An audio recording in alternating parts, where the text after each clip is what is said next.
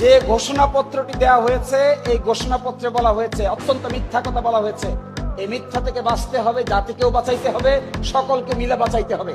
কে শিখিং সেই মিথ্যা কথা?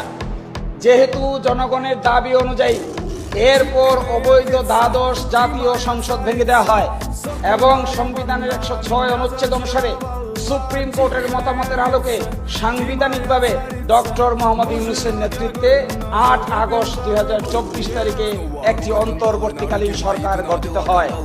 আমার মতে, আমার বিবেচনায় এই স্টেটমেন্টটা বাংলাদেশের রাজনৈতিক ইতিহাসের সবচাইতে বড় মিথ্যা কথা। It should not be. Dr. Mohammad Yunus cannot. There is no concept of interim government in the constitution. Constitution interim government বলতে কিছু নাই, অন্তর্বর্তীকালীন সরকার বলতে কোনো সরকার নাই। কনস্টিটিউশনের মধ্যে ডক্ট্রিন অফ নেসেসিটি যদি অ্যাপ্লাই করতে হয় তাহলে আগে মার্শাল ল জারি করতে হবে। যদি মার্শাল ল জারি না করা হয় তাহলে ডক্ট্রিন অফ নেসেসিটি অ্যাপ্লাই করা যায় না। তাহলে কি অ্যাপ্লাই করতে হবে? অ্যাপ্লাই করতে হবে সার্বভৌম পাওয়ার অফ জনগণ। কিন্তু আমরা 106 এর ভিত্তিতে যা করা হচ্ছে, আমার মতে আমরা এই গণ অভ্যুত্থানের সঙ্গে একটা প্রকাশ্য প্রতারণার আশ্রয় নিয়েছি।